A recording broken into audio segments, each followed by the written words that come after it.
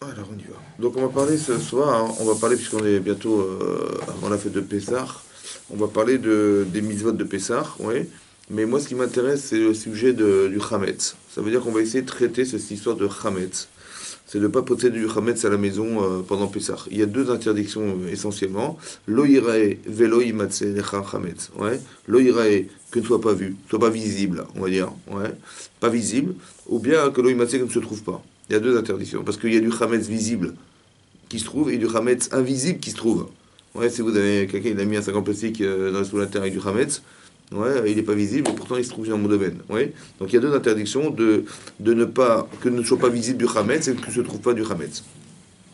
Et c'est vrai que c'est très rare de trouver une interdiction de posséder. On n'a jamais interdit de posséder du cochon chez soi, bien que c'est interdit de consommer. Alors que là, on a interdiction de consommer, de profiter du Hametz, autant que se trouve du Hametz chez soi. Donc c'est exceptionnel comme interdiction.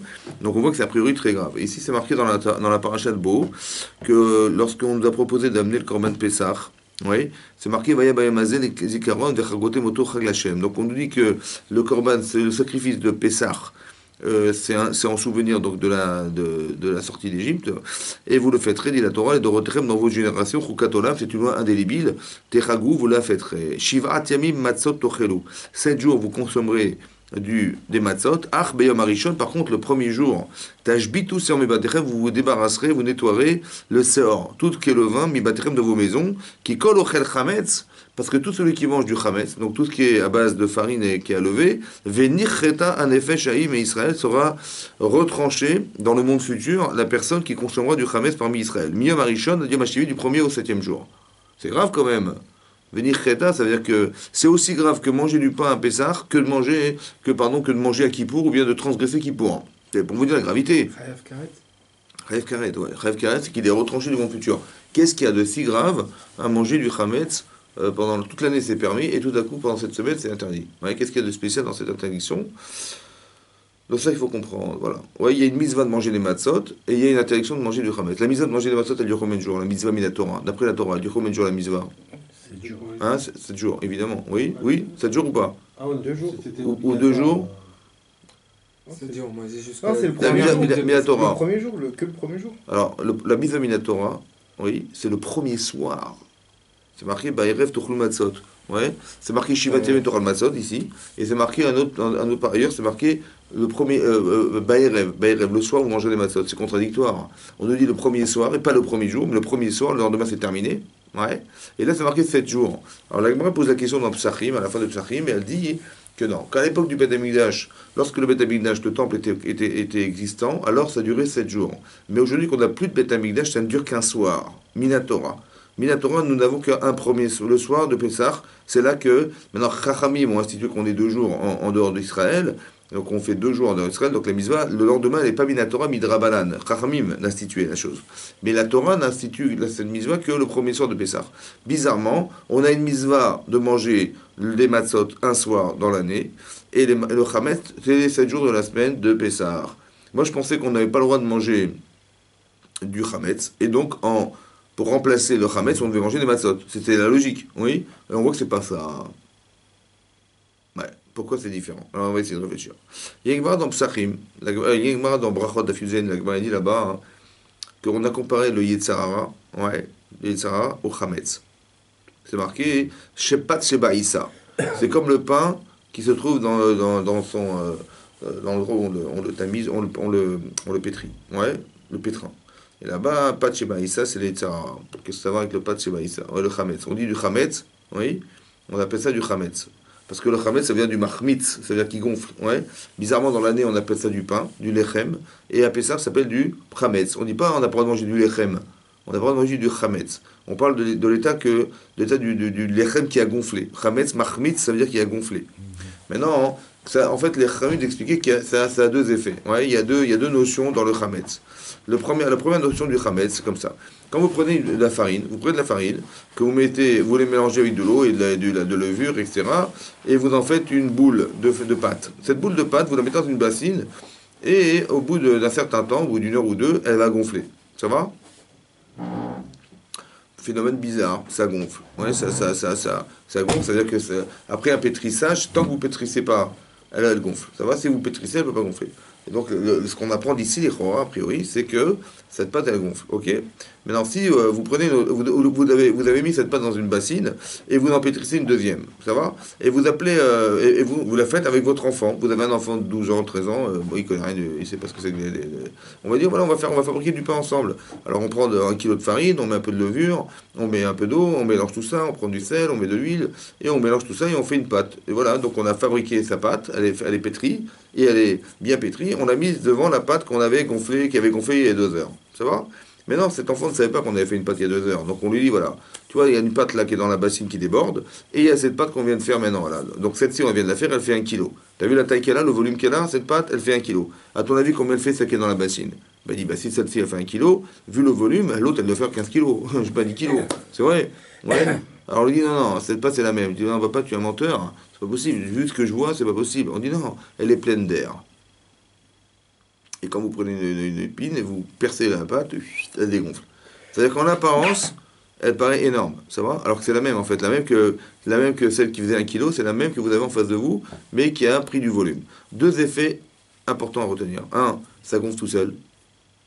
2, en apparence. Ça n'a pas l'apparence que ça devrait avoir. 2 effets. C'est ça les Yitzhara. En fait, les Chachamim d'expliquer que c'est Yitzhara, c'est quoi les Yitzhara? C'est nous faire croire des choses. Ouais, de faire croire. Ouais, et aussi que la réalité, la vérité, c'est ce que vous voyez. Ça va? C'est ça les Yitzhara. C'est ça, le premier effet. Et deuxième effet, c'est de renier Dieu. Comment? En disant, tu vois, rien, ça marche tout seul. Tu vois, la terre, elle tourne toute seule, les nuages, ils se déplacent tout seuls, le soleil, il vient tout seul, il pleut tout seul, tout pousse tout seul, tout va tout seul, tout marche tout seul. Ça va? Il n'y a pas de bon Dieu derrière. Ça, c'est l'effet du Hametz. Ça veut dire que, un, il a la faculté à nous faire renier le Créateur, et deux, à nous faire croire des choses qui ne sont pas vraies. C'est ça les 2 effets. Pour ça que les Chachamim ont pris l'exemple du pain qui gonfle, vous voyez, pour nous expliquer ça. Maintenant, ce qu'il faut comprendre, c'est pourquoi c'est tellement grave de manger du pain. Chayev Karet, c'est grave quand même. Le Shabbat, au dessert, on mange des millefeuilles, mais à Pessah, c'est une catastrophe si on mange des millefeuilles. Vous comprenez? Qu'est-ce qui s'est passé là-bas? C'est une mitzvah, ça devient une avera. Qu'est-ce qu'il y a de spécial dans le fait de manger du chametz qui nous retranche du monde futur? C'est que du pain, c'est rien, c'est que manger, c'est pas grave. Alors le jour que je vais vous faire, il va essentiellement s'articuler sur qu'est-ce que c'est que le Yetzirah. Oui, c'est ça que je vais essayer de vous expliquer. Maintenant, pour ça, il faut savoir qu'il y a une Gemara dans Baba Batra. La Gemara dit là-bas, la Baba Batra d'Aftetzaïn a dit là-bas, hein, que le Yetzirah, ce qu'on appelle le mauvais penchant, Yetzirah, c'est une créature mauvaise, mot à mot. Le Satan, ouais, et le Malach HaMavet, oui, c'est le même ange. Le Malach HaMavet, c'est l'ange de la mort. Le même ange qui est le Yetzirah et le même ange qui est le Satan, et le même ange qui est le Malach qui nous tue, en fait. C'est le même ange, en fait. Voilà. Maintenant, à nous de définir qu'est-ce que c'est que le Yetzirah, qui se différencie du Satan. C'est quoi la différence entre le Yetzirah et le Satan? Voilà, ça c'est la question. Ouais. Maintenant, on s'y attend pas, parce qu'on ne s'attend pas à ce que ça soit le Yetzirah, mais le Satan, hein, c'est le Yetzirah, c'est le même. Oui. Maintenant, à nous de comprendre qu'est-ce que c'est quoi la différence entre les deux êtres. Ouais. Maintenant, ce sont 2 créatures. Alors, juste pour que vous compreniez, on va démarrer dans la paracha de Bereshit. Dans la paracha de Bereshit, c'est marqué la chose suivante. Que avant que Adam et Chava aient fauté, avant qu'ils aient mangé du fruit de la connaissance du bien et du mal, là-bas, hein, c'est marqué la chose suivante. Voilà. C'est marqué Vayushnem Arumim. Ils étaient les deux nus. Adam Veishto. Adam et sa femme. Velo Boshashu, et ils n'avaient pas honte. Voilà ce qui est marqué. Donc avant d'avoir fauté, avant d'avoir consommé du Etzadat, de l'arbre de la connaissance du bien et du mal, avant d'avoir consommé cet arbre, ils étaient nus, mais ils n'avaient pas de complexe. Ça va? Ok. Vélo et Boshachou n'avaient pas honte d'être nus. Et Rashi là-bas, il explique comme ça. Attention, on va lire Rashi, on va essayer d'y réfléchir. Voilà, je réfléchis avec vous dans Rashi. C'est marqué, je lis Rashi, Vélo et Boshachou, donc ils n'avaient pas honte. Donc Rashi se trouve, Pasuk Café. Voilà, c'est marqué comme ça. Shelo Ayuyodim Derer Sniout. Ils n'avaient pas connaissance, Adam et Chava, de la pudeur. Les Afrin ben Tov Lara, pour différencier le bien du mal. C'est quoi la pudeur? La pudeur, c'est le sentiment de contradiction entre le bien et le mal. J'ai honte, je me sens mal d'être nu, alors je m'habille. Ça va? Mais pour ressentir la honte d'être nu, la pudeur, qui entraîne la pudeur de se couvrir, il faut différencier le bien du mal. Mais ils ne savaient pas, eux, différencier le bien du mal. Ça n'existe pas, le bien. n'existe pas le mal. Il n'y a pas de mal. Cette connotation émotionnelle qui est le bien, faire du bien, se faire du bien ou faire du bien, ça n'existe pas. Ouais. C'est ça l'arbre de la connaissance du bien et du mal. Donc ils ne sont pas gênés. Il n'y a pas de gêne. Rachid dit, mais on leur a donné la faculté à nommer les animaux. Nommer les animaux, ça veut dire comprendre l'essence animale et donner un nom en hébreu. Le nom, c'est pas seulement pour identifier l'animal, le nom, comme nous on dirait une voiture, on dirait un cheval ou on dirait n'importe quoi d'autre. Ouais, c'est pour identifier. Non. Le nom dans la Torah de l'animal, c'est l'essence de l'animal se retrouve dans son nom. Oui, l'essence, elle trouve dans son nom. Maintenant, il a su nommer les animaux. C'est-à-dire qu'il avait l'intelligence, Adam, de comprendre la nature. Donc s'il avait l'intelligence de comprendre la nature, pourquoi il n'a pas eu l'intelligence de se savoir nu? Que ça ne se faisait pas, la nature. Oui. C'est ça qu'il demande Rashi. C'est-à-dire intellectuellement, pourquoi intellectuellement ça n'a pas marché? C'est ça qu'il demande Rashi. Il savait nommer les animaux, donc il avait compris la molécule, tout ce que voulait la nature, tout ce que voulait, qui définit l'animal. Et donc il aurait dû normalement se dire, mais ça ne se fait pas d'être nu dans le Gan Eden. Oui, c'est honteux. Et là, il n'a pas senti ça. Lo nitanbo, il dit comme ça. Lo nitanbo yetzerara. Ne lui a été donné le yetzerara, le mauvais penchant, ad she'achlu ben minaetz, jusqu'à ce qu'ils aient consommé de cet arbre. Rachid expliquait quoi? Que quand vous vous sentez mal, par exemple ici, une femme elle se sentirait mal d'être mal habillée, ou un homme d'être mal habillé, on va se courir. Oui, c'est issu de quoi de se sentir mal? C'est grâce à qui qu'on se sent mal? Adam. Hein? Adam. Je relis. L'onitan bo yetzerara ad achul minaetz. Ils n'ont eu du yetzerara que lorsqu'ils ont commencé à manger de... Ça veut dire que quand est-ce qu'ils se sont sentis mal, quand ils ont, après avoir fauté, c'est le yetzerara. Quand tu te sens mal dans ta vie, c'est pas ton yetzerara, hein, c'est ton yetzerara. Venirnas bo yetzerara. Nirnas, encore une nirnas, ça veut dire quoi? Nirnas, et rentrer en lui le yetzerara. Avant qu'il ait fauté, il ne ressentait pas la différence entre le bien et le mal, parce qu'elle n'existait pas. Quand est-ce qu'elle a existé? Quand il est rentré en eux, le yetzerara. Donc au départ, il était à l'extérieur d'eux, et maintenant il est rentré en eux. Et cette différenciation, elle va faire que Veyada ma ben tovera. Maintenant qu'elle est rentrée en l'homme, c'est lui, ce yetzerara, qui lui donne la capacité de savoir qu'est-ce qui est bien et qu'est-ce qui est mal. Encore une fois, Rachid expliquait, il dit comment ça se fait qu'ils n'ont pas ressenti au départ qu'ils étaient nus, c'est pas normal, puisqu'ils étaient intelligents et comprenaient l'essence des choses. Ça veut dire qu'est-ce qu'il est en train de nous dire Rachid? Rachid nous dit qu'avant d'avoir fauté, on avait une relation intellectuelle. Ça veut dire quoi? C'est vrai et c'est faux. Intellectuel, rationnel. Il n'y a pas de connotation péjorative du bien et du mal. Ça n'existait pas. Mais maintenant qu'ils ont fauté, ils ont mangé du Hetzadat. C'est pas qu'ils ont mangé du Hetzadat qui est la faute, seulement qu'il y a les problèmes. C'est qu'ils ont été pénétrés du Yetzerara. Et tout à coup, ils se sont sentis mal. Parce qu'ils ont vu qu'en étant nus, c'était pas bien. C'était pas bien. Alors ils se sont couverts. Ça va? C'est ça que Hachem leur dit, mais qui vous a dit que vous étiez nus? N'est-ce pas que vous avez consommé de cet arbre? Vous avez compris? Au départ, c'est vrai, c'est faux. Mais il n'y a pas d'attirance, il n'y a pas de désir, il n'y a rien. Et tout à coup, ça devient désirable. Et tout à coup, ça devient désirable. Et donc, on dit, ah, ça se fait pas, et donc j'ai honte et je me couche. Et je me couvre, pardon. Ouais, c'est ça que ça veut dire. Mais vous avez compris que Nir Nesabou, ça veut dire qu'il est rentré en nous quelque chose qui s'appelle le Yetzerara. Donc, c'est quoi le Yetzerara? C'est la conséquence de la capacité qu'on a eue de manger ce fruit du bien et du mal. Et donc, il est rentré en nous le Yetzerara. Donc, le Yetzerara, c'est quoi? C'est le désir de faire le bien et de faire le mal. Donc, c'est grâce à qui qu'on fait des mitzvot? Yetzerara. Tov vara. Ça va? Quand tu dis j'ai fait une mitzvah, tiens, ça me fait plaisir, ce plaisir n'existe pas avant la faute. Il n'y a pas de désir de la mitzvah. Il n'y a pas de désir d'Avera. Donc quand quand le derrière sniout, qu'on appelle la sniout, la pudeur, c'est de se sentir bien d'être couvert et mal à l'aise d'être découvert. Ouais, comme dans un compte en banque. Oui, c'est pareil. Quand on a découvert, bah, ça plaît à personne. D'accord? C'est pareil. Mais là, quand on a découvert, il faut se couvrir. Maintenant, il faut alimenter son compte en blé au crédit agricole. C'est pour ça que c'est très important. Mais vous avez compris, c'est ça que ça veut dire. C'est le sentiment, c'est très fort. Le sentiment vient du Yetzerara. Le sentiment du bien et du mal. Oui, cette relation péjorative qui est le bien et le mal. Ça, c'est le Yetzirah. Voilà, ça, c'est le Yetzirah. Maintenant, il est où le Yetzirah? En nous. Il est en nous. Donc, quand tu désires, quand on désire, c'est qui désire? Hein? Yitzhak. Comment? C'est la personne même. Comment? J'ai pas compris. Ce qui désire, c'est. Alors, je recommence. C'est Avant Yitzhak. qu'il y ait des Yetzirah, est-ce qu'on désirait? Il n'y a pas la notion de Pas désir. de notion de- Maintenant qu'il est là, C'est le Yitzhak. c'est qui désire alors? C'est qui permet de désirer? Etc. Non, c'est. Je recommence. Alors, on va dire comme ça. Avant qu'il y ait des Yetzirah, c'est qui décide? C'est nous ou c'est lui? C'est nous. C'est nous, il n'y a pas. Très bien. Et après? C'est le Yitzhak. On va y arriver. Mais c'est compris, le désirant, c'est lui. C'est lui qui te permet. C'est lui qui agite chez moi le désir. Qui l'attise le désir. C'est lui. Vous avez compris? Mais c'est nous qui décidons quand même. Comment? Il attise, mais après, c'est à moi de décider. C'est autre chose. Donc je parle qui est-ce qui attise le Il donne désir? l'impulsion. Ouais. L'ambition de désir. Ouais? Oui.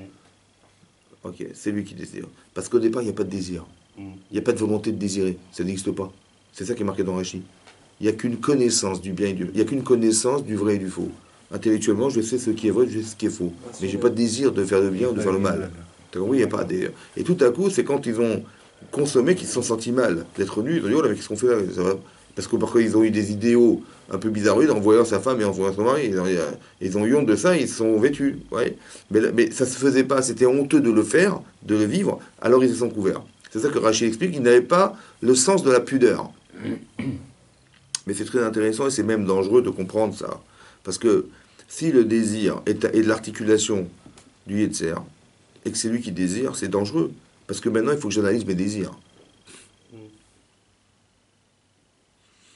Et l'essentiel de l'homme, c'est quoi? Qu'est-ce qui différencie l'homme de l'animal? C'est la pensée. Et est-ce que la pensée n'est pas articulée par le désir? Hein? Articulée. Ça veut dire que c'est parce que tu désires que tu penses. Si tu désires pas venir au cours, tu vas pas réfléchir comment tu vas venir et à quelle heure tu vas venir et comment tu vas t'arranger avec tes enfants et ta famille. Donc tu réfléchis parce que tu désires quelque chose. Donc la pensée, c'est quoi la pensée finalement? La pensée, c'est l'organisation mentale du désir. Tu vois? C'est parce que tu désires que tu vas faire organiser ta vie en fonction de... Tu vas réfléchir pour aboutir à réaliser ton désir. Mais c'est parce que tu désires que tu réfléchis. Qu'est-ce que tu vas faire de ta vie? Je sais pas, il faut que je réfléchisse. Mais pourquoi? Parce que je désire réussir ma vie. Je désire me marier, je désire construire ma famille, je désire avoir des enfants, je désire être un bon père, je désire, etc. Donc c'est du désir. Et c'est là que tu vas commencer à t'éduquer, ou à y réfléchir, ou à t'informer, ou à te documenter, je sais pas moi, vous avez compris? Mais ça, c'est le désir qui pousse ça. Quelqu'un qui n'a pas envie, il va faire l'école buissonnière. Oui? Parce qu'il n'a pas envie de faire de sa vie, de faire des études, ça ne l'intéresse pas. Tu vois? Quelqu'un qui a très très envie, il va être performant dans son rapport intellectuel, évidemment. Oui? C'est ce que disent les Chachamim, ils disent El Adam Lomed, une personne étudie, et la mâche est libo chafetz, que son cœur désire. Parce que tu dis, étudie, tiens, c'est faire Vaïkra, les Korbanot, ça ne m'intéresse pas. Mais par contre, si on fait un texte qui. Fais-moi plaisir, on étudie quelque chose qui me fait plaisir, qui me fait avancer. Donc tu vois que ton articulation mentale, elle passe par le plaisir et le désir. C'est ça. Donc ta volonté est articulée par le désir. Et c'est parce que tu désires que tu penses. Mais si tu désires, c'est ton Yetzirah, alors c'est dangereux. Parce qu'il va falloir maintenant analyser, est-ce que tu désires bien ou tu désires mal? Parce que c'est lui qui attise le désir. Sinon, t'as pas de Yetzirah, t'as pas de désir. Tu as compris pas? Donc c'est lui qui l'articule. C'est ça qu'il faut comprendre. Il y a quelqu'un en toi qui désire pour toi. C'est ça que je suis en train de vous expliquer. Si le désir c'est une mitzvah, c'est pas grave que ça vient du Yetzirah. Tu vas voir que c'est pas évident. On va comprendre après. Retiens ta question. Ok, c'est bien. C'est une bonne question. C'est pas grave, de toute façon c'est lui ou moi, de toute façon c'est mitzvah. Oui, c'est ça que tu veux dire. Ok. Après tu verras qu'il y a des nuances dans ça aussi. Qu'il y a des tzadikim qui désirent faire des mitzvot qui vont s'avérer des avérotes. C'est ça le problème. On va expliquer ça. Ça, c'est l'Yetzirah. Maintenant, la Gemara dit là-bas dans Bavatra que l'Yetzirah, c'est le Satan. C'est le même ange. Mais il a une autre fonction, un autre rôle. C'est le Satan. C'est quoi le Satan? Satan. Hein? Démon. Quelle est sa fonction au démon? Le diable. C'est quoi sa fonction? Détruire. C'est l'Yetzirah aussi. Ouais, ouais. D'accord? C'est quoi la fonction du Satan? Satan. Oui? C'est la conséquence, non? C'est-à-dire? C'est la conséquence du Sahara. C'est-à-dire? C'est la. On a Quand conséquence. il arrive à. Hein? Quand les Sahara prend le dessus, c'est que le Satan, il a réussi. C'est le même. C'est Yetzara qui a réussi, c'est Satan qui a réussi. Le Satan. Ah, Ouais, on ne s'attend pas à ce que tu répondes comme ça, c'est ça le problème. J'ai Ah, pas mais compris la je- différence. Et si tu dis que c'est Yetzara je me suis battu contre quelqu'un, il m'a battu, c'est lui qui m'a battu, c'est pas le Satan, c'est lui qui m'a battu. C'est le même qui m'a tiré vers, qui m'a battu. J'ai pas compris ce que tu voulais dire. le Dis-le en Satan, français. Hein? Oui. Le Satan, le Sahara, c'est plus. Ouais. Pour nous, ça va être utilisé. Comme on n'a pas analysé, ça va être la pensée. Pour moi, c'est-à-dire qu'il a réussi. Mais c'est le même, c'est lui qui t'a attiré, qui a réussi. Je vois pourquoi il devient Satan. Qu'est-ce qu'il a. Pourquoi il deviendrait le Satan celui-là? Alors on y va. J'ai pas compris ce que tu m'as dit. C'est pas grave. Alors, on y va. C'est marqué comme ça. Je vais vous lire Rashi. C'est marqué dans la paracha de Vayera. Il est marqué Vayi achar adevarim haele. Après ces paroles, Ve'elokim nisa et Abraham. Dieu éprouve Abraham. Vayomer elav, il lui dit Abraham. Vayomer il dit me voici. Vayomer karta et bincha. Prends, je t'en prie, ton fils. Et Yichitra unique. Asher afin que tu aimes Yitzhak. Velech lecha eva pour toi. El eretz Moria. Vers le pays de Moria. Ve'ale usham leona. Et monte-le là-bas en holocauste. Al achat et harim asher malecha. Vers une montagne que je t'indiquerai. Achar adevarim haele. Après ces paroles. Hachem, il va éprouver Abraham. Après les paroles. Vous avez compris les paroles? Lesquelles? Après ces paroles, Dieu, il va éprouver Abraham. Avec les paroles. Alors Rachid dit comme ça. Achar devarim haele. Yesh merapodenu ambrim. Il y a parmi nos maîtres qui ont dit Achar devarav shel Satan. Voilà, on a vu apparaître tout à coup le Satan. Avant, on a vu dans la paracha de Bereshit le Yetzirah. Et là, on voit apparaître un nouveau personnage qui s'appelle le Satan. Ok? Après les paroles du Satan. Que quoi? Shaya mekatrek veomer. Qu'il était Mekatreg, il a condamné, il a accusé Abraham et il a dit Mikol Maase, Mikol Seudasha, c'est Abraham, lo ikriv lefanecha par echad ou al echad. Tous les festins qu'il a fait pour montrer que Dieu existait, parce que voilà, il a fait Mishte Gadol dans la paracha de l'Echad, c'est marqué qu'il a fait un grand festin et qu'il a invité tous les grands de ce monde pour montrer à tous ces gens-là que Dieu existait. Ouais. Et donc, qu'est-ce qu'il a dit? Allez, voilà le petit gamin qui court là-bas qui a 2 ans, oui, bah, c'est mon fils. J'ai 102 ans, ma femme en a 92. Donc il a fait un kiddush Hashem. Il a sanctifié le nom de Dieu par le cadeau qu'il a eu d'avoir cet enfant. Oui. Donc il dit, le Satan dit, bon, ok, super, il a fait un Mishte Gadol, il a fait un grand festin. Le festin grand, ça veut dire qu'il a invité les grands de ce monde. C'est ça le Mishte Gadol. Mais il a dit, mais pourquoi il t'a pas amené un korban? C'est-à-dire pourquoi il t'a pas remercié personnellement? C'est une faute. Ouais, il aurait dû reconnaître le fait que grâce à Dieu, grâce à toi, Hachem, tu lui as donné le bonheur d'avoir un enfant. C'est énorme, oui. Il aurait dû te remercier en direct, il l'a pas fait. Ni il a amené un part, ni il a amené un bœuf, ni il a amené en sacrifice pour te remercier. Un korban de Toda. Un korban de Toda, c'est un korban de remerciement. Il l'a pas amené. Donc c'est un reproche que lui est fait, qui lui est fait Abraham par le Satan. Donc on voit que le Satan, la fonction du Satan, c'est quoi? C'est de condamner, d'accuser en fait, d'accuser Abraham. Et c'est marqué qu'Hachem lui a répondu en lui disant comme ça. Je vous rassure, ça ne lui a pas pris 10 ans, mais en disant comme ça. Il a dit, Vayomerlo, il lui a dit, Amarlo, il lui a dit, Klum Asa, et la Bishvil Beno. Il dit tout ce qu'il a fait, c'est pour son fils. Et là, ouais, Klum Asa et la Bishvil Beno. Et Iloaiti Omerlo, Klum Asa et la Bishvil Beno, tu crois qu'il a fait tout ça que pour son fils? Ouais. C'est-à-dire que qu'est-ce que tu prétends, toi, le Satan? Il a tellement invoqué le plaisir et le bonheur d'avoir un enfant que maintenant qu'il a eu, il t'a oublié. Son fils, il a plus d'impact sur lui que toi, que la conscience que tu existes. Donc c'est à cause de son fils. Oui ou non? C'est ça que tu prétends. Il dit non. Ilou haïti omerlo zevachoto lefanai. Si je lui avais demandé de le sacrifier devant moi, l'Oyaméaké ne l'aurait pas refusé. D'accord? C'est pour ça qu'il a éprouvé Abraham. Suite à cette accusation du Satan. L'accusation du Satan, il a dit, tu crois qu'il a fait contre ma volonté? Mais non. Je lui ai demandé de sacrifier son fils, et normalement, selon toi, il aurait refusé. Puisque tu penses que la priorité c'est son enfant. Et tu verras qu'il ne va pas refuser, il va sacrifier son fils. Et donc tu verras que quoi? Que j'avais raison. Oui, que Dieu, il a toujours raison. C'est vrai ou pas? C'est ça, oui ou non? Ah, parce qu'on pensait qu'il n'avait pas raison, quoi. Qu'est-ce qu'il veut, Rachid, là? Qu'est-ce qu'il veut, Rachid? Qu'est-ce que le Rachid veut dire?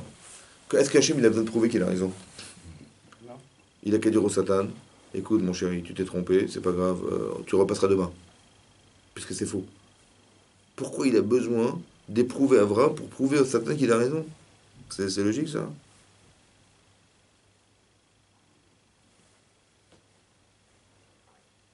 Qu'est-ce qui est marqué dans Rashi? C'est quoi le Satan? Alors de là, j'ai compris quelque chose. Qu'est-ce que dit le Satan? Le Satan, il dit, tu vois, Abraham, il n'a pas mis de corban. C'est vrai qu'il aurait dû amener un corban, c'est pas faux. Seulement, qu'est-ce qui justifie le fait qu'il n'ait pas apporté? C'est bizarre. Maintenant, je vois que quoi? Le Yetzera, c'est celui qui donne envie ou qui donne pas envie. Le Satan, c'est qu'après qu'il ait eu envie ou pas envie d'amener ce corban, par exemple, Il accuse. là, il l'accuse. Donc l'accusateur, c'est lui. Mais c'est quoi l'accusateur? C'est le dévoilement de la carence d'Abraham à Hachem. Si c'est comme ça, pourquoi Hachem il a besoin, s'il pense que potentiellement Abraham il n'a pas de problème avec Hachem, pourquoi il a besoin d'argumenter la chose suivante au Satan en disant moi je vais l'éprouver, tu verras que j'ai raison. Ouais, c'est ça. En fait, c'est pas ça qui est marqué. Ce qui est marqué, c'est comme ça. Le Satan, c'est le révélateur, accusateur de la défaillance humaine.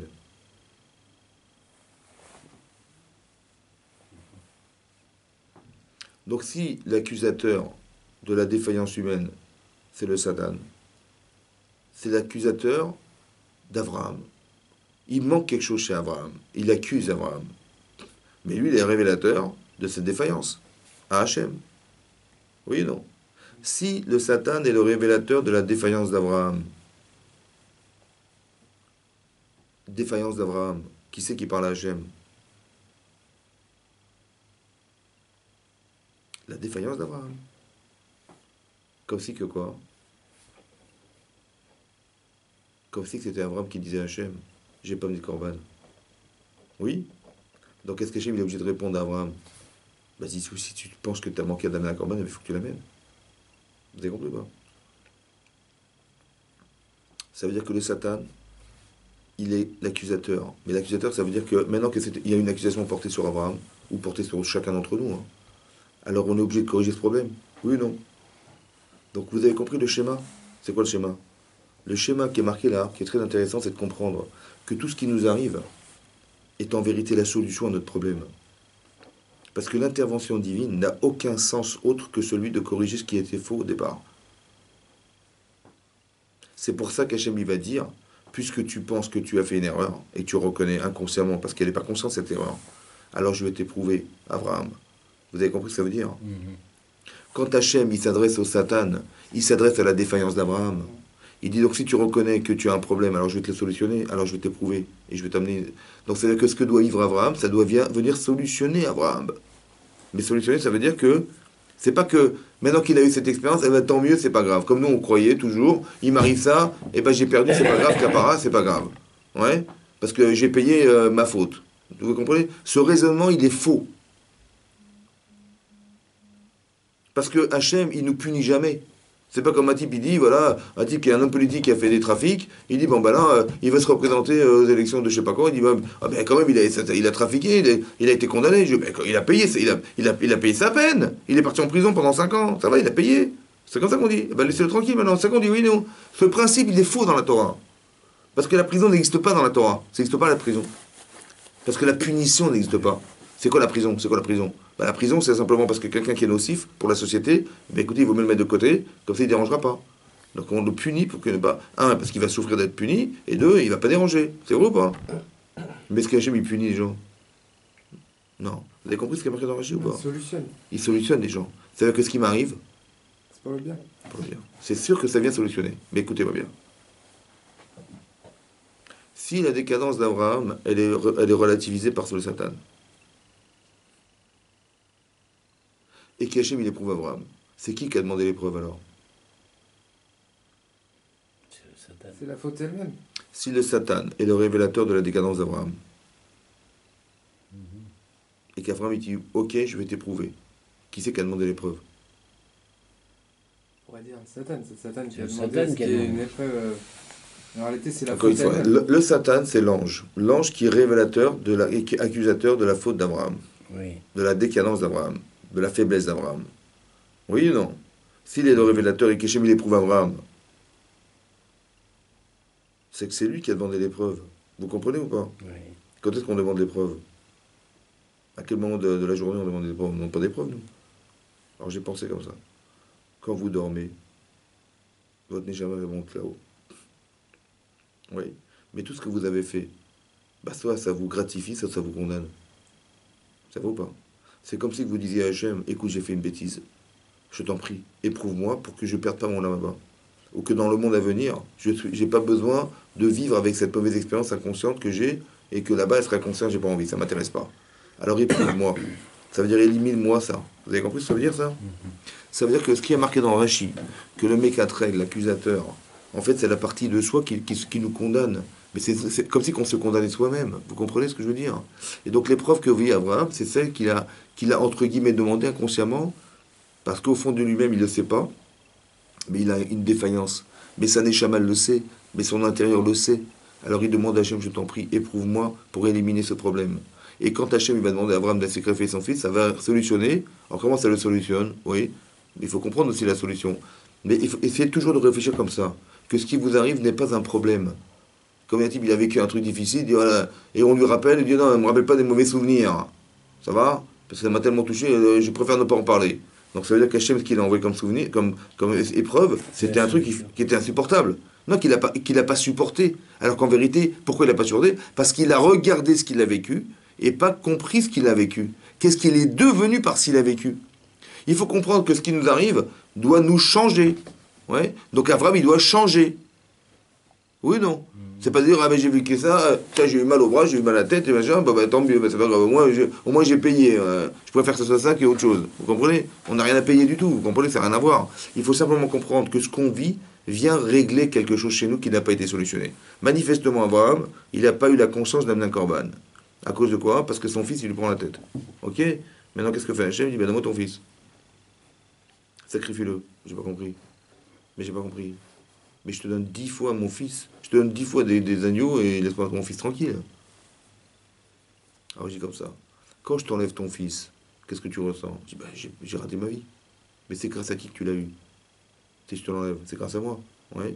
Donc en te proposant de le sacrifier, c'est quelque part tu vas comprendre ce que tu as manqué d'exprimer lorsque je t'ai donné. C'est mesure pour mesure. Et comment ça se comprend ça? Ah, écoutez-moi bien. Il dit, tu aurais dû amener un corban, ça aurait remplacé ton fils. Bon, un corban, ça coûte 100 euros. Et son fils, il coûte 102 euros, 103 euros. Combien ça coûte un enfant? Hachem, il le sait combien ça coûte.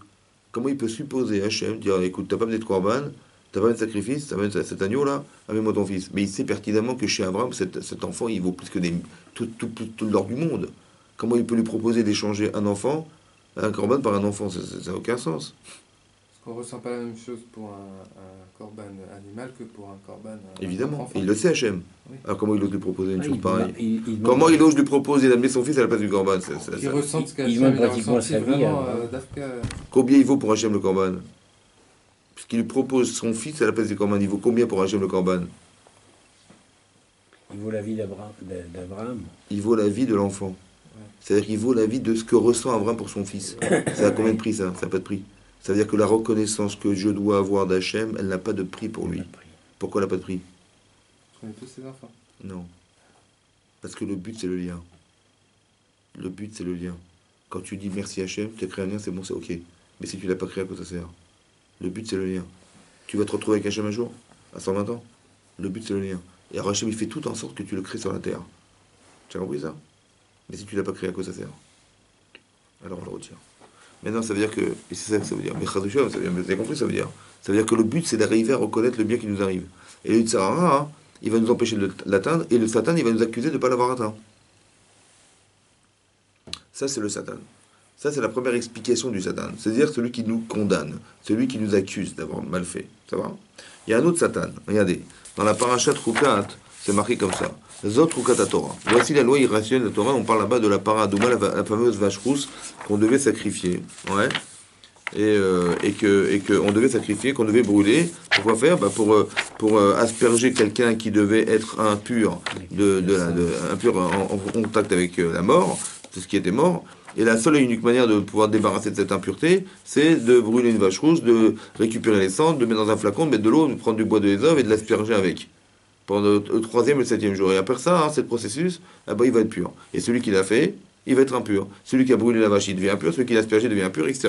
Mais comment c'est possible que lui, il y a un paradoxe entre celui qui est pur et qui devient impur à cause de celui qui est impur, en le rendant pur? Ben, c'est incohérent. Ouais. On dit c'est un chok, c'est irrationnel.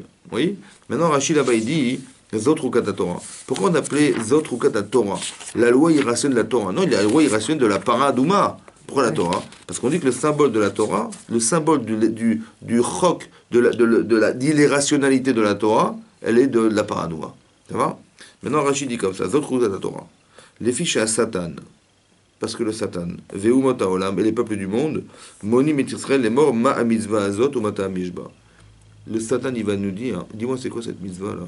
C'est quoi, qu'est-ce que tu fais là? Bah, je purifie les morts. Comment tu fais? Bah, je brûle des vaches et. Je brûle des vaches, on récupère de la cendre. C'est quoi cette mitzvah là?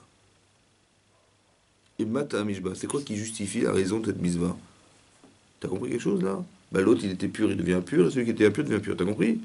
Donc, qui est-ce qui pose la question? Bah, les peuples du monde, les gens qui ne sont pas dans la Torah, les gens qui ne sont pas dans le clan Israël, ils vont nous poser, mais c'est quoi cette mitzvah?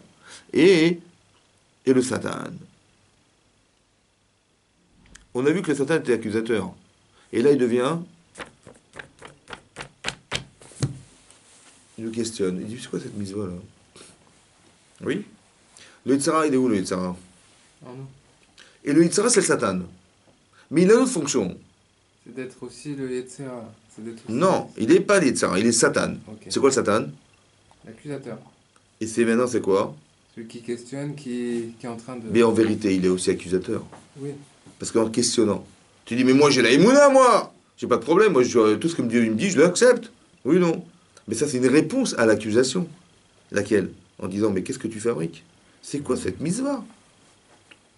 Est-ce qu'on doit la poser la question? Et qui c'est qui nous la pose? En fait, mais c'est moi qui me la pose. Quand il m'arrive un truc dans la vie, je dis, mais qu'est-ce qui m'arrive? C'est quoi ce truc-là? Mais c'est pas normal, c'est pas... En vérité, c'est qui pense? C'est le Satan.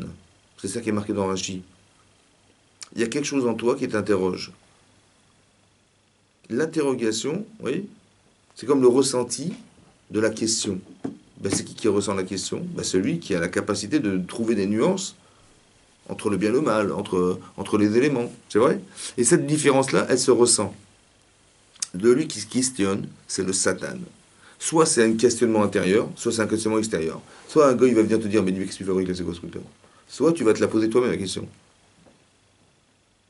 Donc non seulement c'est un accusateur, le Satan, mais c'est aussi celui qui te questionne et qui te remet en cause. Mais en vérité, qu'est-ce qu'il fait le Satan? Vous savez ce qu'il fait le Satan? Il est en train de te dire, tu vois, tu n'as pas la connaissance. Tu vois, tu fais des choses sans comprendre. Tu vois, c'est ça qu'il dit le Satan. Comme si qu'à la fois il était un révélateur, questionneur, accusateur, mais aussi il est révélateur que si j'avais eu la connaissance, j'aurais pas eu de problème. Il n'y aurait pas eu la question du Satan si j'avais eu la réponse. Comme si c'était une sorte de motivation personnelle à me dire, alors qu'est-ce que t'attends? Tov vara, bien et mal. Vous comprenez? Mal parce qu'il me questionne, et bien parce que c'est grâce à la question que je me dis, bah tiens, il me manque quelque chose. La question est fondamentale. Si j'ai pas de question, j'avance pas dans ma vie. Parce qu'il faut trouver des... La réponse, c'est une dimension supplémentaire à ma vie. Parce que tel que je vis les choses, c'est comme je dis, par exemple, je dis, pourquoi on mange des matzot? Pourquoi on mange des matzot à Pessah? Pourquoi? Pourquoi on mange des matzot à Pessah? Parce que on n'a pas eu le temps, en sortant d'Égypte, de faire du pain. Oui. Et donc, tout à coup, ça devient une mitzvah de manger des matzot, des galettes. Oui. C'est-à-dire, vous imaginez la personne qui sort d'Égypte, et dit à sa femme, dis-moi, j'ai pas compris, elles sont où les chalotes? Comment ça? Bah, attends, on n'a pas eu le temps, on a couru, mais je n'ai pas eu le temps, mais on n'a pas eu le temps, t'as jamais le temps. Mais comment on va faire sans chalote? Tu te rends compte, on va faire la chalote? Eh ben, dorénavant, manger des galettes, tiens, je vais manger des galettes. Ça va? Parce qu'on n'a pas eu le temps de faire les courses, on n'a pas eu le temps, bah, évidemment. Depuis quand on mange des matzot? Parce qu'on n'a pas eu le temps de faire du pain. C'était tellement important qu'on mange du pain. C'était tellement important qu'on mange du pain et on n'a pas eu le temps de manger du pain. Oui. Là-bas, vous avez compris la question? Ben là-bas, c'est marqué aussi, il y a le Rav Chaim de Brisk, il a demandé une question comme ça. Il a dit, c'est marqué dans la paracha de Bereshit. Bereshit bar Elokim et Hashem et Aretz. Au commencement, Dieu crée le ciel et la terre. Mais là-bas, le Midrash Rabbah expliquait qu'avant de créer le monde, Hashem, il a regardé dans la Torah pour calquer le monde en fonction des lois de la Torah. Mais est-ce que dans la Torah, c'est marqué qu'on doit manger des matzot? Oui. Et ça existait avant la création du monde? Puisqu'il a rien dans la Torah avant de créer le monde. Ça existait avant la création du monde ou pas? Donc ça veut dire que ça existait avant l'histoire du monde. Oui ou non? Donc comment c'est possible de croire qu'on mange des matzot en souvenir de l'histoire du monde? C'est pas possible parce que ça précédait le monde.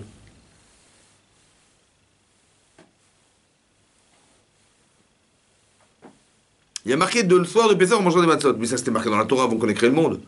Donc comment tu peux me faire croire à moi que la mitzvah est subordonnée à l'histoire du monde? À la sortie d'Égypte, c'est pas possible puisque ça existait avant. Ça veut dire que j'ai pas compris. Ça c'est la question. Vous avez compris le sens de la question? C'est qu'en vérité, il y a quelque chose que tu ne domines pas. Il y a quelque chose qui ne vient... Quand tu vas répondre à cette question, tu verras que ta vie va changer. Ta façon de comprendre la Torah va changer. C'est ça la dimension de la question et la réponse. Vous comprenez ou pas? Il faut que tu comprennes la Torah. Mais si tu n'as pas de question, tu ne comprendras jamais rien. Ou tu comprendras au premier niveau. Mais c'est pas ça la Torah. Ça va?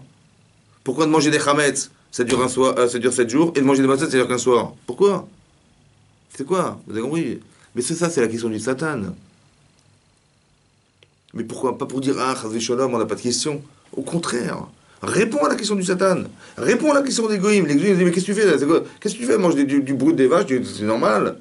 Essaie d'expliquer ça aux goïms. Comment tu vas l'expliquer? Parce que tant que tu ne leur as pas expliqué, tu vas te sentir mal. Et tu vas être gêné. À cause de qui? À cause des goïms ou à cause de la Torah?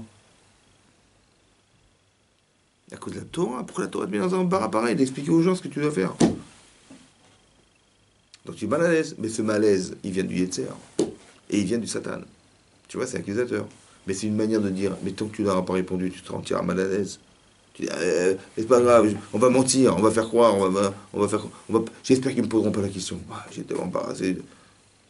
Mais c'est ça le Satan, vous avez compris ou pas? C'était un accusateur. C'est marqué dans la paracha de Kitissa là-bas, que quand Moshe a tardé à descendre du mont Sinaï, Boshesh Moshe Laredet, ils ont été voir Aaron et dit, Koum, Aselenu Elohim, fais-nous des dieux, chez les Cholevalenu qui vont se dépasser devant nous. Ouais, car cet homme Moshe, car Aïch Moshe, Lo Yadarnu Merialo, car cet homme Moshe, on ne sait pas ce qu'il est devenu. Comme ça dit la Torah. Comme ça, ils ont dit, le Erev Rav, ils ont été voir Moshe, ils ont dit, mais on ne sait pas ce qu'il est devenu Moshe Rabbeinu. La question du Satan. Mais qu'est-ce qu'il est devenu Moshe Rabbeinu? On ne sait pas ce qu'il est devenu. Vous avez compris? La question. Qu'est-ce qu'ils ont cru?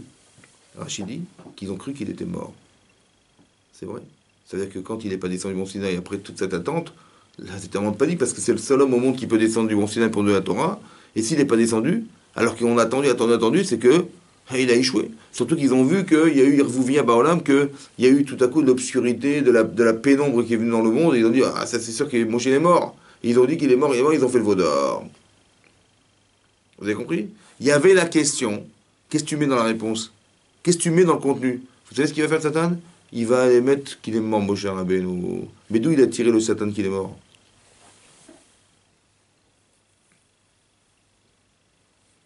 Il est où Yetzirah? Il est où Satan? Il est où? Hein?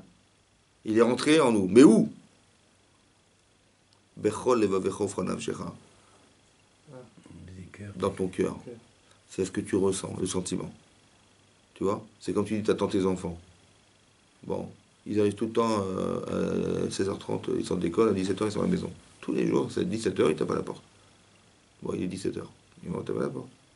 Oui, ils vont taper à la porte. Il est 17h15. Ils sont pas là. La question arrive. 17h30. 17h30. Ah, une demi-heure de retard. 17h45. Qu'est-ce que tu fais? Qu'est-ce que tu imagines? 17h45, t'imagines quoi? 18h. Une heure de retard. Qu'est-ce que tu crois? Qu'est-ce que tu imagines? Là, t'imagines de pire. Tu vois, ils ont été kidnappés, la police, je préviens ma femme, je préviens ma femme. On panique, une heure de retard, c'est impossible. Qu'est-ce qui s'est passé? Il est où le directeur? Qu'est-ce qu'il fabrique? On n'a pas eu de coup de fil, on n'a pas été prévenu. Vous avez compris? On a la question. Qu'est-ce qu'ils sont devenus? Et la réponse est... Ben, c'est la panique. Mais d'où? Pourquoi on a peur? On a peur parce qu'on tient aux enfants. D'accord? Mais comme on n'a pas réfléchi que si ça pouvait arriver, qu'est-ce qu'on ferait? Alors le Satan nous a préparé le pire. Vous avez compris ou pas? quand tu n'as pas de solution à des situations déstabilisantes, le Satan, il va te foutre n'importe quoi dans la tête. Ça va? Mais en fait, il va puiser en quoi? Il va puiser en toi ce que tu n'as pas solutionné. Vous avez compris ça, hein? Il va puiser en toi ce que tu n'as pas solutionné. Parce que si tu avais trouvé la réponse à ta problématique de rendez-vous avec tes enfants à 17h ou pas, eh ben, il n'aurait pas eu de Satan. Donc la question a été posée, mais ils sont où? La réponse, c'est la peur que tu as en toi qu'il a été cherché et que tu l'as foutu là-bas. Et la réponse, c'est qu'il est mort, mon cher Bélo. Vous avez compris pas? Le Satan, sa fonction essentielle, c'est d'épuiser en toi quelque chose qui n'est pas solutionné. Et ça, il va te les faire, le faire vivre. Et après, tu verras qu'il va te condamner si tu ne l'as pas solutionné. Ça, c'est le Satan. Le Yetzer Hara et le Satan. Vous avez compris? Celui qui va développer ton imaginaire et te faire voir des choses qui n'existent pas, mais qui sont logiques, c'est le Satan. Tu dis, mais attends, s'il n'est pas là, c'est que forcément, il est mort, c'est pas possible. Et Moshe n'a aucune raison de ne pas descendre de Mont Sinaï, il n'a aucune raison de refuser de la Torah. Et comme c'est le seul au monde qui peut nous la donner, on compte que sur lui, il n'y a personne d'autre, qu'est-ce qu'on fait maintenant? Vous avez compris ou pas? C'est ça l'expression de la panique. Mais comme on n'a pas de solution à cette problématique, bah, tout de suite, on va penser au pire. C'est comme ça. Mais c'est quoi, grâce à qui? Qu'est-ce qui nous met ça dans la tête? C'est lui. C'est pas toi qui penses, c'est lui qui pense pour toi. C'est lui qui utilise ta carence pour te la mettre en pleine figure. Ça, c'est le Satan. D'accord? Et au début, c'est le Tzara. Parce que tu as eu le désir de te remettre en confiance. Comme les gens vont dire, et s'il arrive ça, et c'est la fin, qu'est-ce qu'on fait? Dire, ah là, t'es pessimiste, arrête. Tu nous saoules avec tes angoisses là. Je veux bien, il n'y a pas de problème. Mais si ça arrive, on fait quoi? Vous avez compris ce que je veux dire? Ça ne sert à rien de mettre... Tu comprends? Il faut poser des problèmes qui ne sont pas des problèmes des problèmes existentiels, ça veut dire des problèmes qui font que la personne, elle ressent qu'il va se passer quelque chose qui va être déstabilisant pour sa vie. Ça, c'est le travail du Yetzer, ça. Vous avez compris? C'est de déstabiliser. Parce qu'il y a une Gemara dans Souka qui dit la chose suivante. Il y a une Gemara dans Souka d'Afnoun Bet, elle dit là-bas comme ça. Elle dit que Hachem, il appelait le Yetzer Hara Ra. Ra, ça veut dire mauvais, en hébreu. Ça va? Yetzer Hara, c'est une créature mauvaise. Kara Otora. Et là-bas, la Gemara dit, il amène un passage qui dit que Tsofé Racha la Tzadik, Tsofé, il aspire le Racha, ça veut dire le Yetzer Hara. La Tzadik, Tsofé Racha la Tzadik, ou Mevakesh la Amito, il lui demande à le tuer. Le Yetzer Hara, il veut nous tuer. C'est le désir de fauter. Il est issu du Yetzer. Et on sait que c'est la faute qui tue. Donc qu'est-ce qu'il veut lui? Il veut nous tuer. Donc si c'est comme ça, hein, on voit que le rachat, hein, c'est le Yetzer Hara. Mais de l'autre côté, c'est marqué, à la fin de la création du monde, c'est marqué que Vayar Hashem et Kol Asherasa, il a vu Dieu, tout ce qu'il avait fait, Veine Tov Meod. Et voilà que c'était Tov Meod, c'était excellent. Demande le Midrash, qu'est-ce qui est Tov Meod? Qu'est-ce qui est excellent? Il répond le Midrash, il dit que c'est le Yetzer Hara qui est Tov Meod. Comment arriver à rendre compatible le fait qu'il soit Ra, mauvais, il veut tuer le tzaddik, et qu'on puisse dire de lui qu'il est Tov Meod, qu'il est excellent? Ça paraît pas très logique. Ça va? C'est pas cohérent. Oui. Comment ça se comprend? Alors j'ai pensé comme ça. En vérité, le Yetzer Hara, hein, c'est le révélateur du mal de l'homme. Le mal et le bien de l'homme. Ça veut dire que quoi? Quand on m'envoie une épreuve dans ma vie où le Yetzer Hara m'attire vers quelque chose, où il m'empêche de faire quelque chose, en fait, je ne sais pas ce qui je suis. C'est qui me dit qui je suis? Ben, c'est ce que je vais ressentir qui va me donner la vraie formule de ce que je suis. Est-ce que j'ai eu le courage, j'ai la ténacité, je suis faible, je suis fort, je suis fragile, je suis... Ben, d'où je le sais? Ben, grâce au Yetzer. Donc, d'un côté, c'est un révélateur de mal. Oui, c'est vrai, c'est vrai. Mais en vérité, si j'ai résisté, ben, c'est que je suis fort. Et si j'ai lâché prise, c'est que je suis faible. C'est une indication sur notre... Mais c'est lui ton indicateur. Voilà. C'est-à-dire qu'il est révélateur du mal, mais indicateur de ta vraie personnalité. C'est bien ou c'est pas bien? C'est fantastique, c'est excellent. Pire que ça, pire que ça. Nous, personne ne sait ce qu'il doit faire sur la Terre. Vous savez ce que vous devez faire ici ou pas? Personne ne sait. Vous savez qu'est-ce qu'il va vous le dire? Etc. Et ça... Pourquoi? Parce que tu as envie de faire une mitzvah, et ben tu arrives. Et des fois, eh ben, ça s'acharne contre toi. Mais des fois, c'est virulent, hein. Tu veux faire une mitzvah, pourquoi ça s'acharne? Je n'ai pas compris. Pourquoi je fais des empêchements, des machins? Pourquoi? Tu sais pourquoi? Parce que lui, il sait quel est ton but à toi personnel. Il le sait, le Yetzirah. Alors il va t'empêcher de l'atteindre. C'est là que tu sais, grâce à lui, quel est le but de ta vie. Dans la misva. Et dans la Avera, il y a des Averot X, Y, Z, mais il y a une Avera, mon vieux. Celle-là, je sais pas ce qu'il a, il est comme un fou avec celle-là. Ouais. En vérité, c'est le but de ta vie. Ça veut dire que tu dois être un spécialiste de la misva qui t'empêche d'atteindre, et tu dois être capable de pouvoir résister à cette Avera qui te pousse à la faire. Ces deux tendances, c'est toute ta vie. C'est le but de ta vie, en fait. Vous avez compris? Mais c'est grâce à qui que je le sais? Mais c'est grâce à lui. Ça va? Donc ça veut dire qu'il est Ra et Tov Meod. C'est ça que j'ai expliqué. Il est Ra, parce qu'il est révélateur de ma faiblesse. Ouais, il veut me faire tomber, il veut me tuer. Mais d'un côté, il est Tov Meod. Parce que grâce à lui, je sais exactement ce que j'aime attendre de moi. Yetzirah, vous avez compris? Maintenant, qu'est-ce que ça veut dire? On dit le Chametz de Pessah, c'est Yetzirah. Ouais. Le Chametz de Pessah, c'est Yetzirah. Comment ça se réfléchit, ça? Alors, on a dit que, manifestement, la Chametz, c'est ce qui gonfle. Ouais. Et à la fois, donc, ça marche tout seul. A priori, ça gonfle tout seul. Il n'y a personne qui a une pompe à vélo et qui commence à gonfler la pâte. Ça marche tout seul. Comme la nature, elle fonctionne toute seule. Donc les gens disent, oui, c'est la nature, c'est la nature. C'est par ça, oui, c'est la nature. Mais il est où le cerveau de la nature? Vous pouvez m'expliquer, il est où le cerveau? Et c'est où le cerveau qui gère les lois de la nature? Il est où le cerveau? Parce que pour gérer comment vous dire, tous ces phénomènes naturels, de lois naturelles, dis-moi, il faut le vent, les courants, je sais pas, la pluie, si on devait l'organiser nous, mais ça aurait été d'une grande complexité. Et l'équilibre naturel du monde, la vitesse de la Terre autour du Soleil, etc., etc. Je sais pas moi, le sang qui se déplace dans notre corps, la vitesse du sang dans notre corps. Qui c'est qui a calculé la vitesse? Qui c'est qui a calculé qui c'est qui a calculé, comment vous dire, l'étroitesse de nos artères? Je n'ai pas compris. C'est calculé au millimètre. La vitesse. Ouais, la vitesse, parce que quand vous respirez, vous avez de l'oxygène qui est véhiculé par le sang et qui alimente en oxygène votre corps. Mais si ça va trop vite, vous avez des vertiges. Pourquoi? Parce que le sang, il n'a pas le temps de renvoyer de l'air dans votre cerveau, et votre cerveau, il perd la tête et vous perdez parce qu'il n'est pas oxygéné. Mais qui c'est qui a calculé la vitesse? Je n'ai pas compris. Un type qui a une crise cardiaque, c'est parce que ses artères, elles ont rétréci. Ouais. Mais je crois que c'est qui a fait la taille qui c'est qui a calculé les millimètres C'est une chorma de fou, quoi. Il est où le moteur? Il est où le penseur? Il est où le moteur? T'as un radiateur, t'as un logiciel, t'as quelque chose. Mais il est où le logiciel?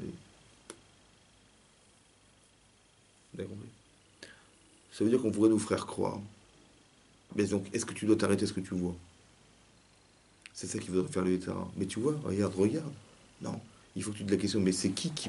Mais c'est qui? C'est ma question. Mais c'est qui fait que ça fonctionne? La question. Et là, tout à coup, tu vas basculer. Tu vas commencer à approfondir. Mais le Yetzirah, c'est le questionneur. Mais c'est quoi cette misva que tu fais? C'est quoi cette... Vous avez compris la critique? Mais d'où ça vient, ça? D'où vient cette force? Alors, écoutez-moi bien.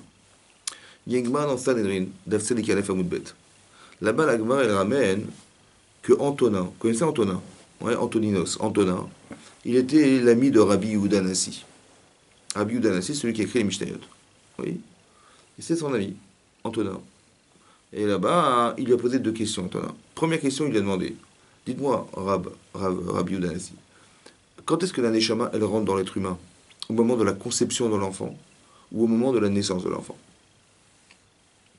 Et deuxième question, quand est-ce que l'Yetzirah il rentre dans l'être humain? Au moment de la conception de l'enfant ou au moment de la naissance de l'enfant? Alors Rabbi a dit, à la première question posée, quand est-ce que la Neshama rentre? Il a dit, elle rentre quand l'enfant il naît. Ouais, il a dit quand il naît. Ouais. Oui. Et le deuxième, c'est la conception. Alors il dit quand il naît. Il dit, mais c'est pas possible quand il naît. Pourquoi? Parce que quand vous faites la shrita d'une vache, d'accord? Et vous récupérez, maintenant qu'elle est morte, vous récupérez de la viande. Elle a combien de durée de vie, la viande? Comme s'il a demandé à Antonin à Rabbi. Ben, il dit, quelques jours, 3 jours. Mais pour la conserver, il faut la saler. Si tu la sales pas, elle pourrit. Donc tu vois que quand l'animal est détaché de sa neshama, ça pourrit. Oui ou non? Donc comment tu vas imaginer qu'un embryon, il va vivre pendant 9 mois dans le ventre de sa mère sans s'il n'y a pas de neshama? Il va pourrir. Au bout de 3 jours, il va pourrir. Oui ou non? Alors comment il peut vivre? N'est-ce pas que la neshama, elle vient au moment de la conception, il a dit t'as raison. Il a trouvé un passouk qui dit comme ça. Que la neshama, elle rentre dans le corps de l'enfant dès la conception de l'enfant. Dès que l'ovule il retrouve le spermatozoïde, clac, la neshama, elle se greffe. Tout de suite. Parce que sinon, il pourrirait. Il a dit t'as raison. Deuxième chose, il a dit, alors le Yetzara, mais le Yetzara aussi, pareil, dès la conception, il rentre le Yetzara. Il dit, mais c'est pas possible. Parce que si le Yetzara, il rentrait dans le corps de l'enfant dès la conception de l'enfant, il dit là-bas, Rabbi, il dit, serait Bo'et Beme Imo. Il donnerait un coup de pied dans le ventre de sa mère pour sortir. Alors, c'est pas possible. Donc, je suis obligé de dire que quoi? Que c'est à la naissance. Que dès qu'il sort, il dit, t'as raison. Il a amené un pasouk que Hachem, il a dit à Caïn, il a dit, fais attention, hein. Parce que quand Hachem il a refusé le corban de Caïn et qu'il a accepté celui d'Evel, il a dit attention. Il dit la pétach chatat rovetz. La faute elle est tapie devant la porte. Ça veut dire la faute elle est au cœur, elle est à la porte de ton cœur. Mais là-bas il a dit à Rabbi Yodanassi, il a dit à Antonin, il a dit là-bas c'est une allusion pour dire que à la porte le Yetzer Hara il se trouve. À la porte, ça veut dire que dès que l'enfant il sort, à la porte de sa mère, c'est là que le Yetzer Hara il rentre. La pétach chatat rovetz. La faute, elle est tapie devant la porte. Ça va? C'est ça la porte. Vous avez compris? Donc il a trouvé une allusion. Il a dit, t'as raison, c'est... Maintenant, il y a un rave, il s'appelle le rave Avraham. Comment il s'appelle? Grodzinski. Il a demandé une question comme ça. Il a dit comme ça. Qu'est-ce que ça veut dire que l'enfant, dans le ventre de sa mère, il aurait donné un coup de pied dans le ventre de sa mère si il y avait eu un Yissara dans le ventre de sa mère? Ça veut dire quoi? C'est quoi le coup de pied? Le coup de pied, c'est une rébellion. Ouais. Je ne veux pas de ta Torah parce qu'on sait qu'on apprend la Torah dans le monde de sa mère. Mais pour se rebeller contre le bien, il faut que le mal existe. Donc il est là dès la conception. Mais comment il peut avoir le mal puisqu'il n'a pas d'expérience du mal? Il n'a pas vécu. Quelqu'un qui a vécu, il a fait des avérotes, ben il se nourrit d'une avéra et maintenant il dit la Torah ça ne m'intéresse pas parce que j'ai des intérêts personnels qui sont contre la Torah. Mais l'enfant dans le ventre de sa mère, qu'est-ce qu'il a vécu? Au moment de la conception, il a vécu quoi? Pour dire je ne veux pas, ça ne veut rien dire. Il n'y a pas de conception de mal chez l'enfant pour qu'il ait envie de faire le mal et contre le bien. Il donne un coup de pied à sa mère pour dire je veux sortir d'ici. Vous avez compris la question? Oui. Il dit alors c'est quoi? Comment il a pu envisager Antonin qui donne un coup de pied dans le ventre de sa mère? S'il y avait Yitzhara, il aurait dit encore. Alors il répond comme ça, écoutez-moi ce qui arrive. Psst. Il dit comme ça. Le désir de liberté, de choisir, mettre un coup de pied dans le ventre de sa mère, c'est dire laisse-moi tranquille, je choisis moi-même. J'ai pas envie qu'on m'impose. Le désir d'indépendance et de liberté, c'est l'Yetzer. Si tu dis je veux être libre de choisir, laissez-moi tranquille, c'est moi qui vais choisir. Ce sentiment, ce désir, il vient du Yetzer Hara. C'est ça qu'il a dit. C'est pas un problème d'expérience personnelle, puisqu'il n'en a pas. Donc c'est forcément quoi? Une nature. Donc il est de nature rebelle. L'homme est de nature rebelle. Mais d'où vient cette rébellion? Elle vient du Yetzer Hara. Laissez-moi tranquille, laissez-moi choisir, laissez-moi ma liberté de choix, laissez-moi tranquille. Tu sais d'où ça vient ça? C'est le Yetzer Hara, ça. D'un côté, c'est fantastique. Parce que ça veut dire que tu veux être indépendant. Mais de l'autre, c'est catastrophique. Pourquoi? Parce qu'on te propose la Torah et tu dis laissez-moi choisir. L'ange, il te dit je te prends la Torah, il dit non, je veux pas ta Torah, je veux rien qu'on m'impose. Laisse-moi deviner par moi, laisse-moi choisir. Donc laisse-moi être indépendant. Mais est-ce que cette indépendance, elle se construit seule? Est-ce qu'on devient indépendant seul? Est-ce qu'on atteint son indépendance seul? Il y a des gens qui vont vous dire moi, je fais mes études toute seule. Tout seul, je fais mes études tout seul, laissez-moi tranquille. J'apprends le permis tout seul. Je conduis tout seul. Je vais à la yeshiva, j'ai besoin de personne, besoin de rap, personne. J'ai tout seul. Mais qu'est-ce que tu vas devenir tout seul? Tu fais des études. Tu as des professeurs. Tu as des rachis yeshivot qui ont des centaines de connaissances dans leur tête, des mille connaissances dans leur tête, des centaines de mille connaissances dans leur tête. Et toi, tu viens, tu crois que tu vas rattraper toute l'expérience de tous les professeurs qui ont enseigné à ce professeur. Tu vas rattraper ça. Tu vas à la fac de, je sais pas quoi, de médecine, des connaissances sur les molécules, les machins. Toi, tu viens, tu débarques, tu crois que tu vas comprendre. Qu'est-ce que tu vas comprendre? À toi tout seul? Mais tu plaisantes ou quoi? Tu vois? Alors, tu es indépendant. Mais tu seras nul, indépendant. C'est pas ça l'indépendance. L'indépendance, c'est quoi? La dépendance, c'est la dépendance. Pour devenir indépendant, il faut apprendre à être dépendant. Et quand tu sauras exploiter ta dépendance du rave, ta dépendance du professeur, ta dépendance du machin, ben tu vas avoir un niveau d'indépendance qui sera extraordinaire. Beaucoup plus que si tu étais seul à penser que tu vas être indépendant. Vous avez compris, hein? Donc toi, Yitzhara, il te trompe en te disant, mais sois indépendant. Mais c'est pas ça l'indépendance. C'est pas d'être seul l'indépendance. Pourquoi? Parce que l'otov yot adam levado. Ce n'est pas bien qu'un homme soit seul. Ça veut dire quoi? Ça veut dire que si tu crois que tu vas te débrouiller tout seul, ça n'a pas de sens. Tu dois partager, tu dois échanger, tu dois apprendre des autres. Tu vas t'enrichir plus à apprendre de 1, 2, 3, 4, 5 professeurs qu'à apprendre tout seul. Surtout que ce professeur-là, il a appris d'un professeur et que ça fait déjà 100, 100, 200, 300, 400 ans, 500 ans de connaissances qui est derrière tout ça. Qu'on a appris à cet homme pour t'enseigner ce que tu dois savoir. Donc il vaut mieux s'associer à lui ou apprendre tout seul, évidemment. Donc le Yetzirah, il va dire, mais sois indépendant. Mais le désir d'indépendance, il vient du Yetzirah. La liberté de choix, elle vient du Yetzer. Mais la Torah est marquée dans Pirkei Avot, Ezeu ben Chorin, qui c'est qu'on appelle libre? Et là, Mi she'osek baTorah, celui qui étudie la Torah. Le Yetzirah, il dit, mais qu'est-ce que tu as besoin d'étudier la Torah? T'es indépendant, fais tes choix, vis ta vie, tu vois? Ça, c'est ça.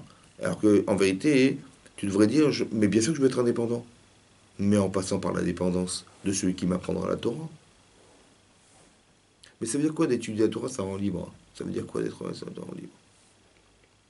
Parce qu'il faut comprendre deux choses. Il y a deux sortes de liberté.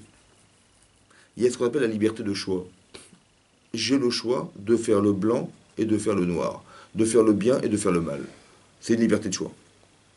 Ça va? Il y a une autre liberté, c'est d'être libre. Pas d'être libre de faire un choix, mais d'être libre. Débarrasser de ce qui m'empêche d'être libre. Je vous explique. Les Yitzhara, on est tributaires. Quand tu décides, c'est eux qui donnent envie, etc. Mais est-ce que tu es libre? Non. En vérité, tu es libre de faire un choix, parce que maintenant, ils te proposent ça ou ça. Tu choisis. Mais est-ce que tu es libre? Parce que tu es tributaire de son désir. C'est quoi quelqu'un qui est libre? C'est quoi quelqu'un qui est libre? Ah, écoutez bien. Tu vas étudier la Torah. Maintenant, il va te proposer un désir, le Yetzer. Tu sais ce que tu vas faire? À la lumière de la Torah, tu vas analyser, est-ce que ce désir, il est bien ou pas? Donc la liberté, c'est le maîtrise totale du Yetzirah. Oui, mais comment? Parce Par l'analyse tout de suite du désir. Exactement. Parce que tu n'es pas obligé de réaliser ton désir intellectuellement. Tu disais, mais comment j'ai envie de faire ça, comment je vais faire? Ben, tu vas réfléchir comment tu vas réaliser ton désir. C'est ça, oui, non? Mais j'ai choisi, c'est ce que je voulais faire. J'ai compris, mais ce que tu as oublié, c'est quoi? C'est est-ce que ce désir, il est juste? Analyse le désir avant de commencer à entreprendre quelque chose. À la lumière de la Torah. Et là, tu es libre. Je vous explique une chose, écoutez-moi bien. Le chametz. C'est ce qui gonfle. Mais c'est qui fait gonfler le chametz? C'est l'Yetzer. Ça veut dire quoi? J'ai la question. Tu sais quoi? Il faut pas que tu aies le temps que ça gonfle. Ça veut dire quoi? Mais il est où mon cher Rabbeinu? Tu vois? Il m'est arrivé quelque chose, je ne sais pas ce qu'il est devenu, mon cher Rabbeinu, il est mort. Il est peut-être mort, je ne sais pas s'il est venu. Et donc, il n'est pas là quand on fait en panique, on va faire le veau d'or. Mais pourquoi on a fait le veau d'or? Parce qu'on avait dans un espace de notre cerveau quelque chose qui n'avait pas de solution, qui était fondamental. Ça a eu le temps de gonfler pour que j'imagine qu'il est mort. Tu sais ce qu'on te demande? Pas de manger du chametz, de manger des matzot. Il ne faut pas que ça ait le temps de gonfler. Il faut que tu aies des certitudes dans ta vie, que tu n'as même pas de doute que ça va se passer comme ça. C'est ça la liberté. La liberté, c'est pas d'avoir le choix. Parce que quand tu as le choix, tu peux te planter. C'est de ne pas l'avoir, le choix. De ne pas l'avoir, ce choix. Par exemple, quand tu fais tes chouvas, tu dis, voilà, j'ai fait des bêtises. Tu vois, ils ont consommé du Hetzadat, Adam et Chava. Ils se sentent nus. Oh là là, j'ai honte. Je me suis couvert, je me suis habillé. Oui, non. Mais maintenant que je me suis habillé, mais je me suis privé d'être nu. Je suis désolé. Tu fais ce que tu veux. Hein. Tu es nu ou tu es habillé. Pourquoi tu as choisi d'être habillé? Tu sais pourquoi? Parce que tu t'es enlevé le choix d'être nu. Parce que le but, c'est de s'enlever le choix d'être mal. Donc le but, la liberté, c'est quoi? C'est de ne plus avoir le choix de faire le mal. C'est ça d'être libre. Moi, je croyais que d'être libre, c'est d'avoir le choix. C'est pas ça la liberté. La liberté, c'est de plus avoir ce choix. De plus l'avoir ce choix. Écoutez-moi bien. Quand tu fais tes chouvas, qu'est-ce que tu dis? Bah dorénavant, je dirais à la synagogue. Mais non, mais va au casino. Non, dorénavant, je vais tuer à Torah. Mais va voir un film à la télévision.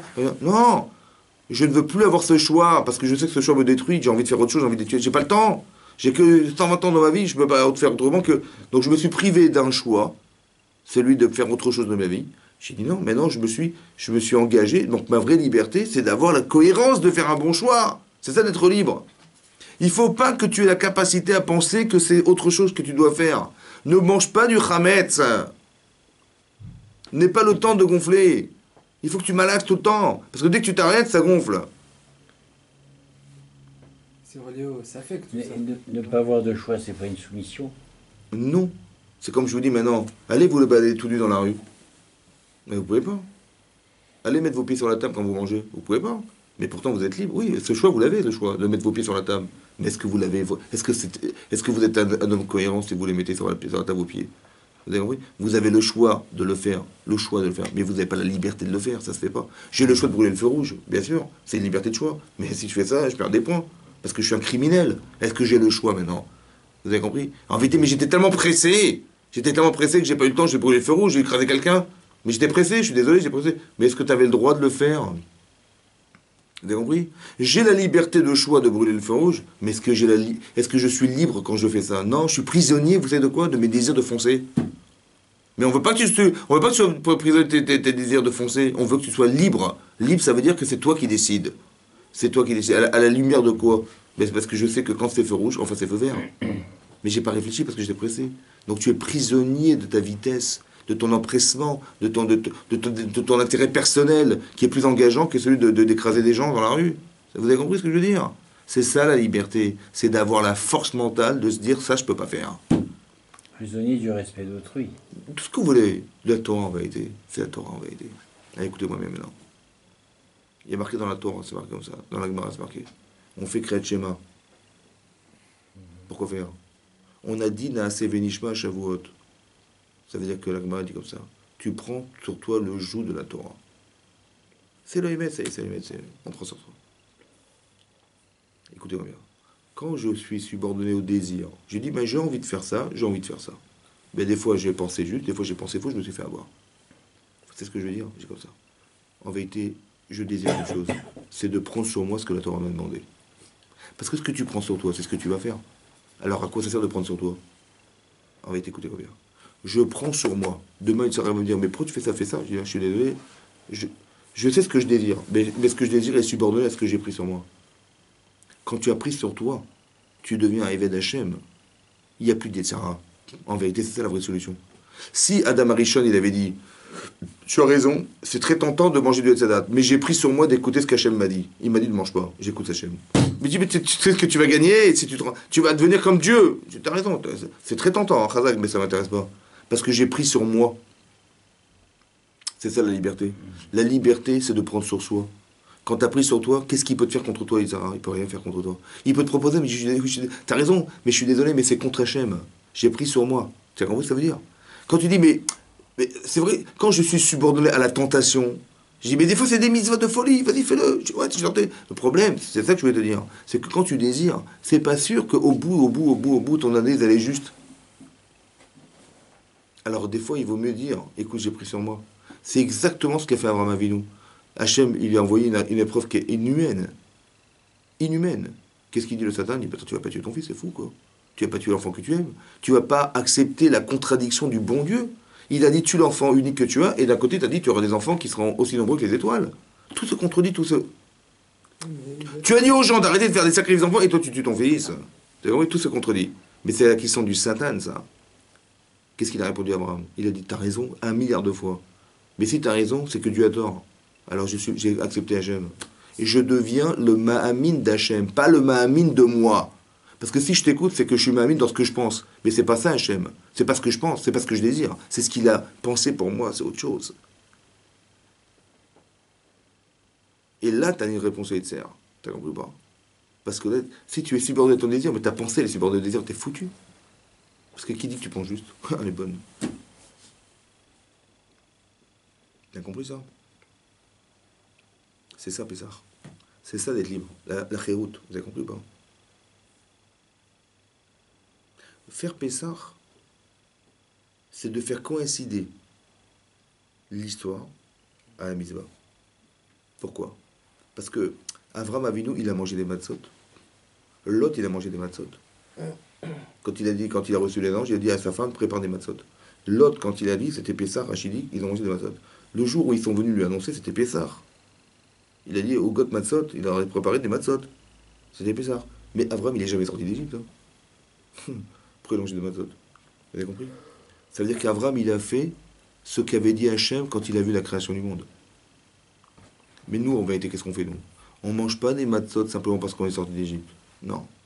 On est sorti d'Égypte pour manger des matzot. On est sorti d'Égypte d'être libre pour faire des mitzvot. Pas qu'on est libre aujourd'hui pour se rappeler qu'on était esclave et que machin, on va manger des matzot en souvenir de la sortie d'Égypte. Non, c'est pas ça. C'est l'inverse. C'est que maintenant que tu es libre de ton corps, alors fais des mitzvot. C'est pour ça qu'on est sorti d'Égypte. C'est pour se rappeler de ça. Pas de se rappeler de ce qu'on était, mais de se rappeler de ce que tu peux dorénavant faire alors que tu l'étais pas. C'est pas comme de dire, vous savez, dorénavant, il y aura plus la Bastille qui sera une prison à l'époque de la royauté de Louis XVI. On va faire le 14 juillet. C'est pas ça, Pessah. Pessah, c'est de dire, tu te rappelles ce que tu étais esclave. Tu te rappelles esclave. Mais c'est que dans le but de sortir de là qu'on est sorti d'Égypte. Le but de la sortie, c'était pour que tu reçoives la Torah. C'est pas pour que tu te rappelles que tu es sorti d'Égypte. Vous comprenez? Donc Zecher, l'Etziat Mitzrayim, c'est pas le souvenir de la sortie d'Égypte seulement. C'est de comprendre que tu vas faire coïncider la sortie d'Égypte pour sortir que tu étais un esclave et que tu vas jouir du plaisir d'être libre, de pouvoir exprimer physiquement ce que tu penses, autant que de savoir qu'il n'y a pas un problème de prison avec des chaînes. Il y a aussi une prison intérieure. D'être l'esclave de ton Yetzer Hara. L'esclave de ton Yetzer Hara. Tu vois, oui. Quand il dit j'ai décidé, mais t'as rien décidé du tout, c'est lui qui a décidé pour toi. Il t'a proposé des trucs et toi t'es tombé dans le panneau. Il ne faut pas être évêque de ça, il faut être libre. Libre, ça veut dire que je ne dépends pas de ses désirs. Je veux être comme si je voulais être comme Adam Arishon avant d'avoir fauté, où là il a décidé intellectuellement que ça c'est vrai et ça c'est faux. Pas que c'est bon et c'est mal. Je sais que c'est faux. Je ne veux pas rentrer dans ton jeu. Tu vois? Je le sais, c'est marqué, c'est faux. C'est ça qu'il faut comprendre. C'est ça Pessah. C'est ça la valeur du Yetzer Hara. Le Yetzer Hara et le Malach HaMavet et le Satan, c'est trois entités différentes.